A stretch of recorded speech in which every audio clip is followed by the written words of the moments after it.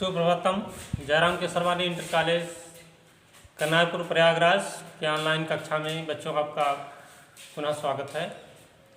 पिछले वीडियो में बच्चों आप लोगों को मैंने बताया था कारक के विषय में, और कारक कितने प्रकार के होते हैं,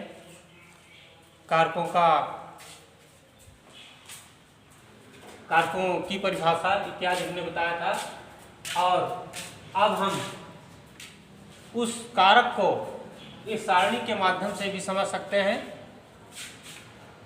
इसके विषय में हम एक एक कारक को आपको बता रहे हैं। जैसे कि इसमें प्रथमा विभक्ति होती है, पहले कारक में प्रथमा विभक्ति, और उसमें है कारक में कर्ता, यानी प्रथमा विभक्ति कर्ता कारक में होती है, और इसका चिन्ह होता है ने। कर्ता कारक का चिन्ह होता है ने। जैसे राम ने पुस्तक पढ़ा, ये इसका उदाहरण हो गया। तुमने खाना खाया, ये भी इसका उदाहरण हो गया। तो जो ने शब्द इसमें आया है, ये कर्ता कारक को सूचित कर रहा है। ये ने जो है इसका चिन्ह है कर्ता कारक का, और कर्ता कारक में प्रथमा विभक्ति होती है। इस तरह से ये कर्ता कारक में हो जाएगा। उसके बाद द्वितीय विभक्ति में हमारा कर्म कारक होता है, और कर्म कारक का चिन्ह होता है को। ये को हमारा जो है कर्म कारक को सूचित करता है, यानी को जिस वाक्य में रहेगा बीच में, समझ लीजिए कि हमारा उसमें कर्म कारक है और द्वितीय विभक्ति का प्रयोग होगा उसमें। जैसे राम को पुस्तक दो, अगर इस तरह से कोई वाक्य है तो इसमें को शब्द जो बीच में आया है वो इस कर्म कारक का पहचान है। तो को शब्द जो है इसमें कर्म कारक में होता है, और कर्म कारक में द्वितीय विभक्ति होती है। इसी तरह से तृतीय विभक्ति है। तृतीय विभक्ति में करण कारक होता है, और इसका चिन्ह होता है से द्वारा। इसका दो चिन्ह है, से और द्वारा। कभी बीच में से आता है और कभी द्वारा, मतलब वाक्य में कभी बीच में से आता है और कभी द्वारा आता है। तो जहां पर से अथवा द्वारा आता है तो उसको हम करण कारक समझते हैं, और उसमें तृतीय विभक्ति होती है।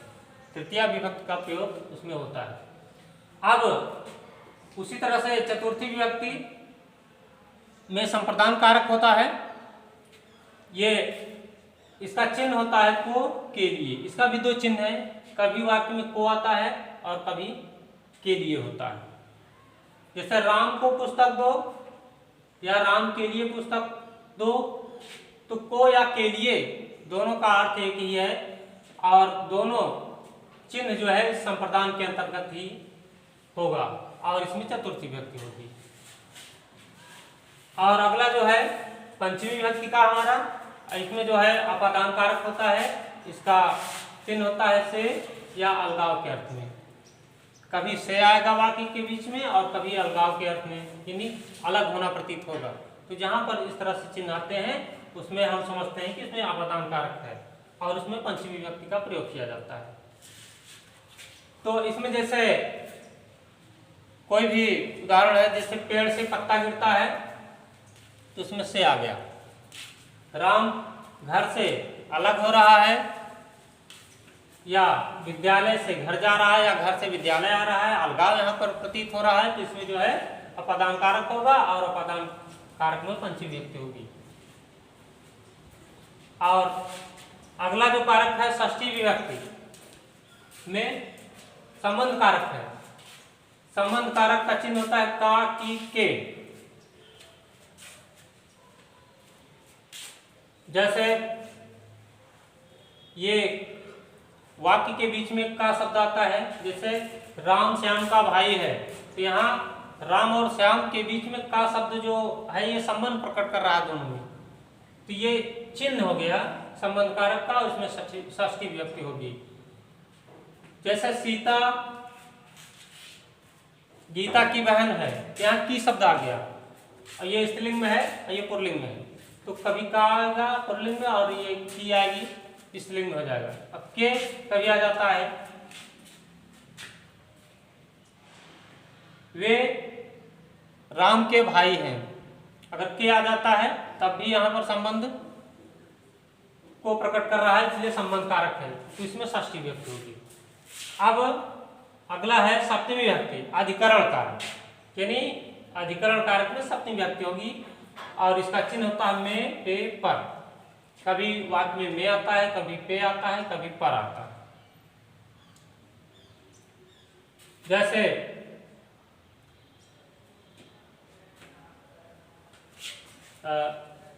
घर में बालक है, पेड़ पे चिड़िया है, आसन पर बिल्ली है इत्यादि। ये जो में, पे, पर है ये अधिकरण कारक को सूचित कर रहा है, अर्थात इसमें अधिकरण कारक है।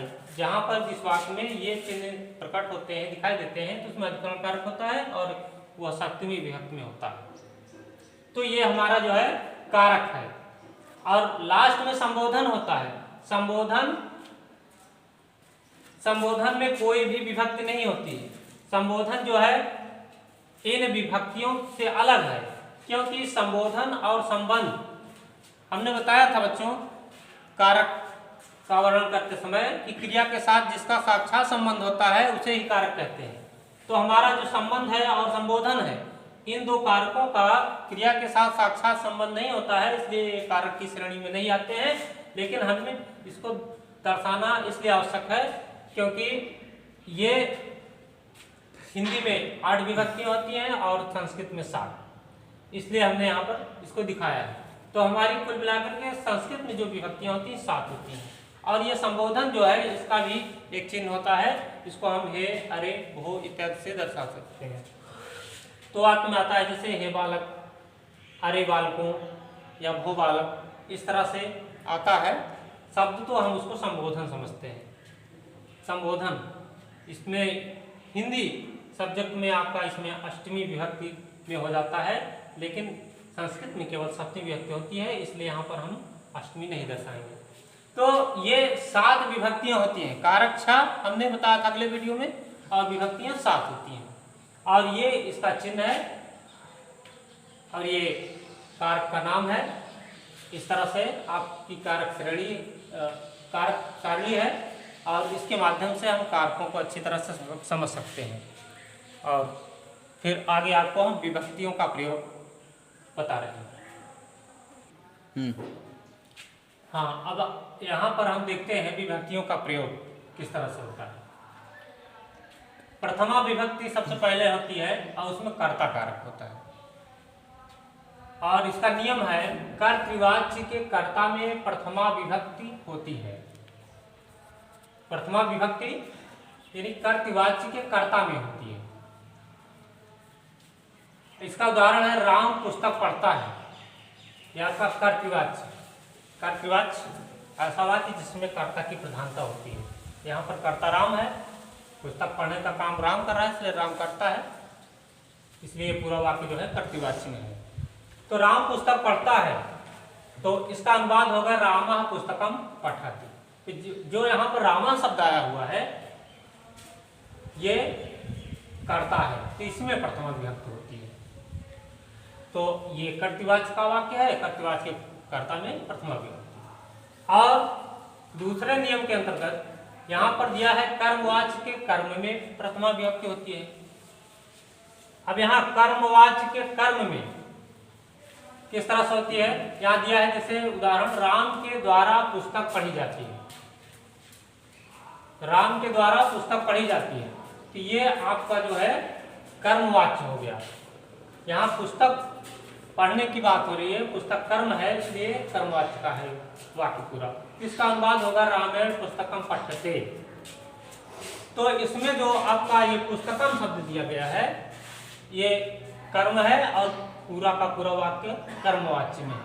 तो कर्मवाच्य का जो कर्म है उसमें भी प्रथमा विभक्ति होती है।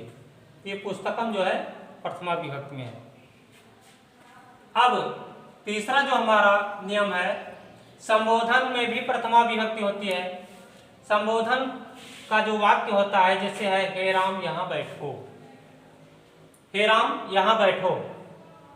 अब इसमें हे राम शब्द जो दिया गया है ये संबोधन सूचक शब्द है। ये हे राम संबोधन सूचक चिन्ह भी लगा हुआ है।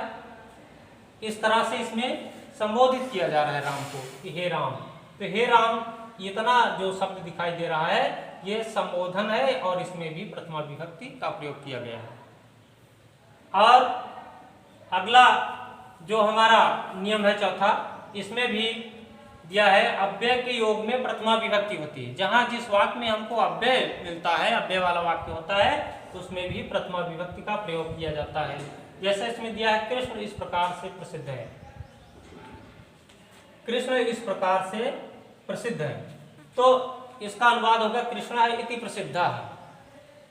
यहाँ पर इति शब्द जो आप देख रहे हैं ये इति ही हमारा जो है अव्यय है। हमने बताया था, अव्यय की चर्चा किया था पिछले वीडियो में कि कौन कौन से शब्द जो है अव्यय के अंतर्गत आते हैं। तो इस अव्यय के अंतर्गत इति भी हमारा जो है अव्यय है, इसलिए पूरा का पूरा ये वाक्य जो है अव्यय का वाक्य है। तो इसमें इति शब्द में भी प्रथमा विभक्ति का प्रयोग किया गया है। अब हम ये तो अभी पहला नियम है, इसमें इस 4 तरह के नियम प्रथमा विभक्ति में होते हैं। अब हम दूसरे नियम की चर्चा करते हैं। यहाँ हम द्वितीय विभक्ति के नियमों की चर्चा करते हैं। द्वितीय विभक्ति यानी कर्म कारक। द्वितीय विभक्ति कहाँ कहाँ पर होती है इसको देखिए। पहले नियम में दिया है जिन वाक्यों में क्रिया के व्यापार का प्रभाव पड़ता है वहां द्वितीय विभक्ति होती है।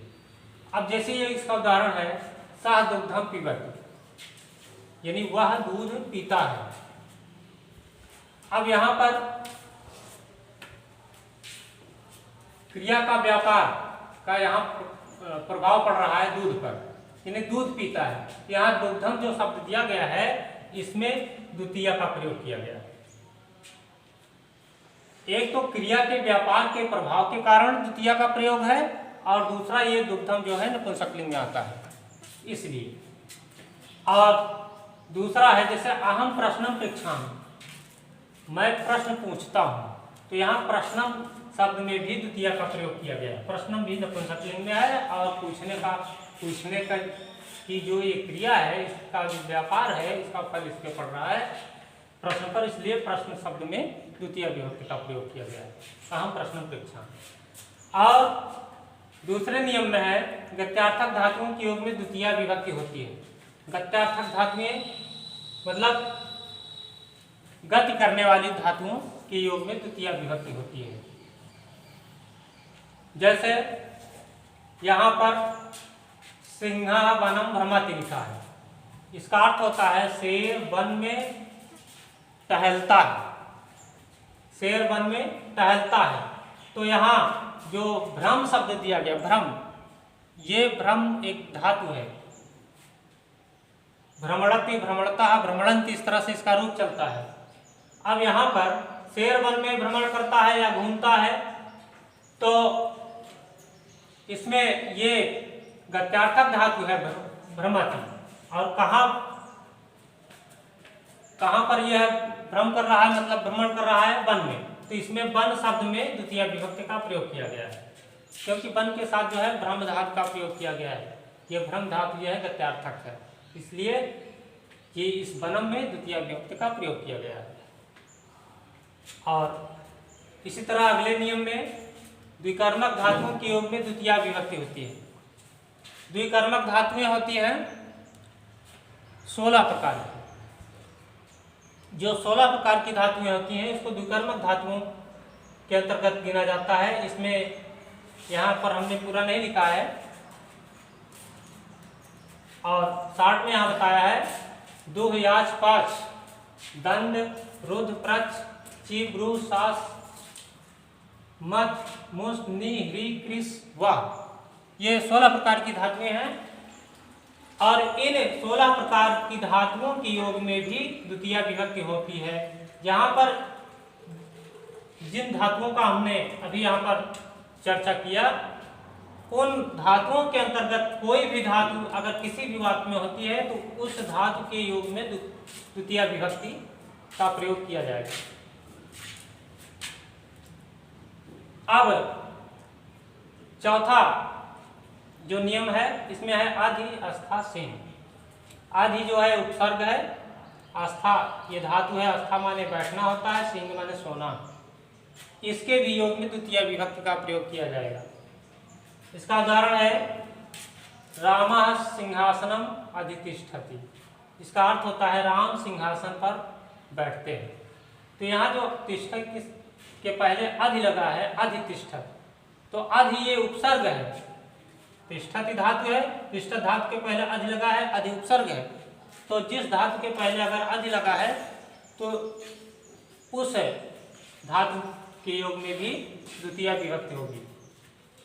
रामा सिंहासनम अधितिष्ठति, तो यहाँ पर अधि के पहले जो शब्द होता है उसमें द्वितीय विभक्ति होती है।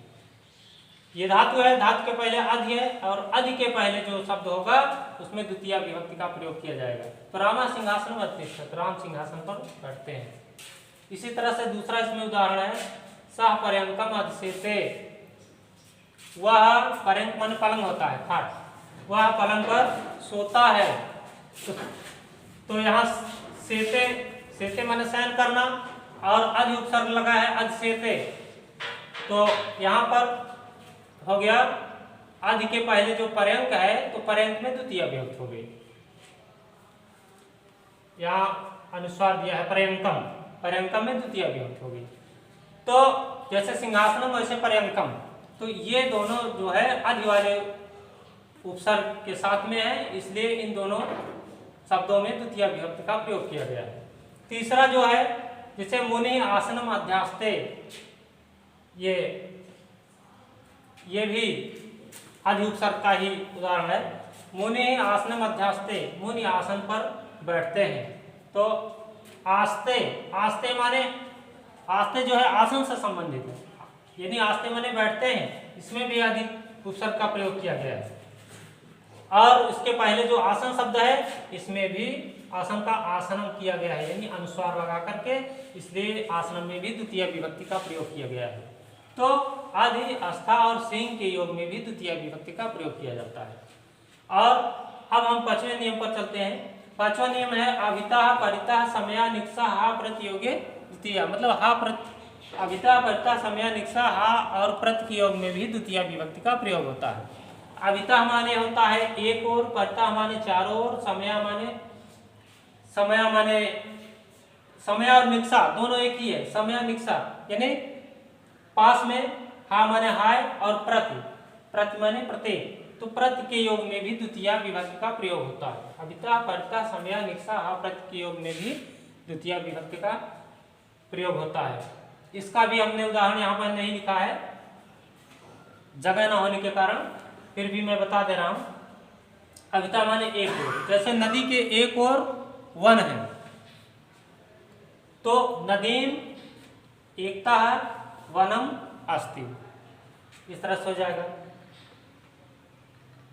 गांव के चारों ओर वृक्ष हैं, ग्रामम पारिता वृक्षा सन्ति, तो इस तरह से इसका अनुवाद होता है। तो इन शब्दों के योग में भी द्वितीय विभक्ति का प्रयोग किया जाता है। और अगला जो नियम है यहाँ पर छठवां नियम, समय तथा स्थान की दूरी बताने वाले शब्दों में द्वितीय विभक्ति होती है। समय तथा स्थान की दूरी बताने वाले शब्दों में, अब यहाँ पर जैसे दिया है रामा चतुर्दश वर्षाण वनम अभ्रमत, यानी ये भूतकाल का वाक्य है, यानी लंग लकार का वाक्य है।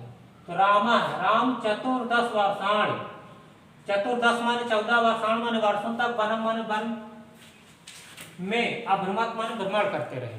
रामचंद्र जी 14 वर्ष तक वन में भ्रमण करते रहे।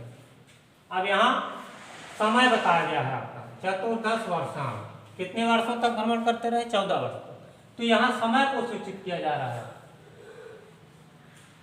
तो इस वाक्य में जो है द्वितीय विभक्ति का प्रयोग किया गया है। चतुर्दश वर्षाण यानी वनम, वनम माने वन, द्वितीय विभक्ति का प्रयोग यहाँ हुआ है इसमें वनम में।